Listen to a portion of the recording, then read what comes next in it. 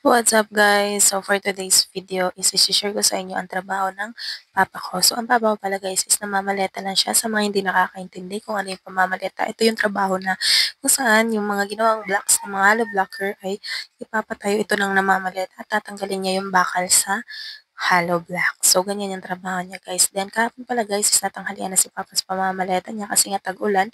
So hindi niya nasunod ang pagpapaleta kaya natanghalian siya sa time na yan. So, tinulungan ko na lang siya kasi ang mga blockers is marami na ring nagawa. Kaya, tinulungan ko na lang siya niyan guys. So, alam niyo ba guys, isa to sa mga dahilan kung bakit ayoko talagang humingi ng pera sa papa ko pang tuition or pang baon ko kasi para ako nakukonsensya guys, hindi ko alam, hindi ko naman siya gagamitin sa katarantaduhan pero parang naawa ko sa kanya na hihingian ko pa siya ng pera din.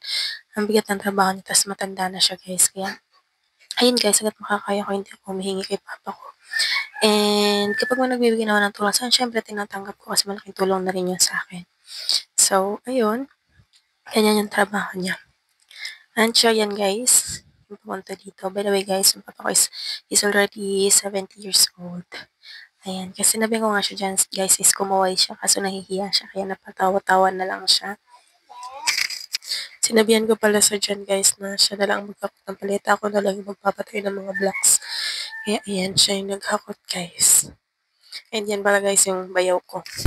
Hello guys! Suportahan niyo po yung bayaw ko. Punta rin kayo sa Facebook page ko. Yan. Follow niyo po ako sa mga video ko. Salamat! Okay, God bless. So yun guys, pag-follow siya. Shoutout sa'yo idol. Ricky Abia po ang kanyang Facebook page. So, ayan guys, sa time na yan is natapos ko nang patayuan yung isang linya sa taas. So, pupukuhin ko muna siya kasi hindi siya pwedeng lagyan ulit ng blocks kung nandyan pa yung mga paleta. So, kailangan muna natin kunin para malagyan na naman natin siya ulit ng blocks. So, ayan guys, pupukuhin mo lang yung paleta dyan sa blocks. Hindi kailangan mo ganyanin para matanggal yung mga dumikit na mga semento sa mismong paleta. Kasi guys, kung hindi mo siya tatanggalin, yun namang gagawa ata yung mahihirapan. Kaya kailangan mo siyang pagpagan para matanggal yung mga nakadikit. So, yan, araw-araw trabaho ng papa ko, guys. Wala, guys, ganun talaga yung buhay. Gustuin ko man silang tulungan, pero wala pa tayong makakaya sa ngayon. Kaya sana balang araw, pagpalain tayo para matulungan na natin sila at mapagpahinga na natin sila. So, ayan, pinapatayo ko na yung pangalawang palapag ng hollow blocks, guys. Hindi na pala ako dyan nag-gloves guys kasi hindi ko naman kasi lagi tinutulungan si Papa guys. Tinutulungan ko lang siya pag natatanghalian siya na hindi pa siya tapos. Tapos may gumagawa na kapag dumami na ginawa ng iba ay ng hollow blocker tapos hindi pa siya tapos namamalita. Doon ko siya tinutulungan. Kasi guys, bawal din ako sa mabibigat na trabaho kasi hindi ko alam guys, nagkakaroon ako ng spotting kapag nagbubuhat ako ng mabigat or sobrang pagod ako kaya hindi ko siya madalas matulungan. Kasi yung katawan ko yun yung naaapektuhan guys. By the way guys, dati ganyan din yung trabaho namin ni mama ko nung wala pa kaming bahay. Wala pang nabiling lote yung ate ko, tsaka bahay. Diyan kami nakatira din, ganyan din yung trabaho namin. Pero nakabili na yung ate ko, doon na kami nagtatambay sa bahay. Kasi doon may malapit yung eskwelahan ko rin. And yan nga guys, kaya nga tanghalian si Papa, kaya tinulungan ko siya. Pero alam niyo ba guys, pagka hapon yan is nagkaroon ako agad ng spotting. Yung di ko alam ba't ako nagkakaroon ng spotting kapag pagod ako or nagbubuhat ako ng mabigat. Siguro dahil mababa siguro yung matres ko, hindi ko alam. Kasi yung menstruation ko guys is hindi siya abnormal. Kaya hanggat kaya mag-ingat, mag-iingat talaga. Pero yan, tumutulong din paminsan-minsan. Diyan guys, yung pinakahuling palapag na yung pinapatayo ko dyan. Ay, hindi pa pala panghuli. Pangalawa? I think pangalawa pa pala yan guys. Hindi, ay, pangatlo. Ay, pang-apat na. Kasi 'di ba una, tas pangalawa, tas yung pangatlo ay ni Papa, tas pang-apat 'yan.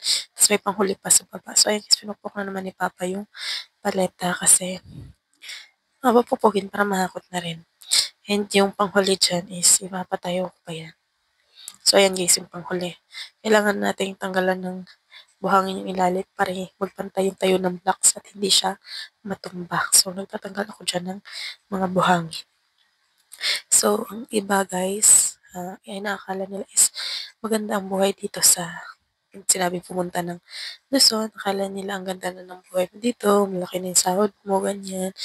Ang di ninyo alam, ganito ang trabaho dito. Merong iba na maganda yung trabaho. Maganda naman yung trabaho dito, guys. Yan nga lang, kailangan mo talaga magsipag tulad niyan. Kasi kung tatamad-tamad ka sa ganyan, ay wala ka talaga mapapala. Kaya pag magtatrabaho ka sa ganito trabaho, sipag at syaga talaga kailangan. Kasi guys, sobrang sakit niyan sa likod, tsaka sa bewang. And kapag hindi ka naka-gloves, masakit yan sa kamay. So, ayan, malapit ko nang matapos yung panghuli. Yung palang nakikita nyo dyan na blocks, guys, is yan yung mga bagong gawa ng hollow blockers. Diba, guys, madami na. Kaya tinulungan ko si Papa dyan kasi marami pa siyang papapalitahan. Tapos marami na namang bagong gawa. And yan, tapos na nga. So, ayan, nagtanggal pa ako dyan ng buhangin. And malapit na talaga siyang matapos. Ayan, tsaran, tapos na. Uy, nagmumodel si ate. Ang laki mo na, te. Tumaba talaga ako kasi mula nung lockdown. Dati ang payat-payat ko lang. Uy, ano yan, te? Ba't may slow-mo? Ay, pinakita pa yung kamay niya. Papansin ka, te.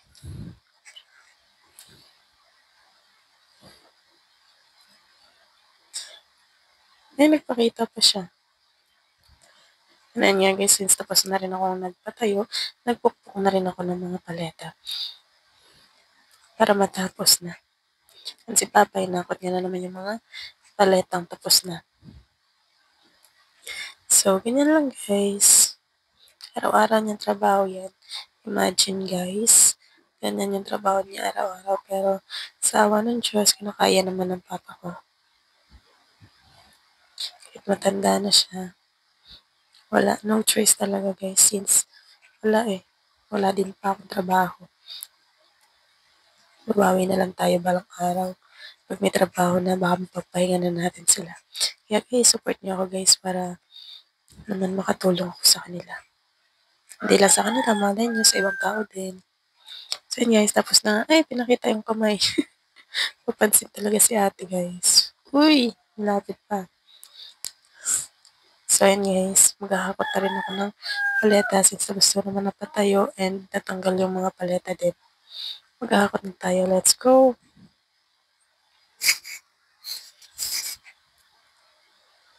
Ayan din si Papa guys. Last hakot!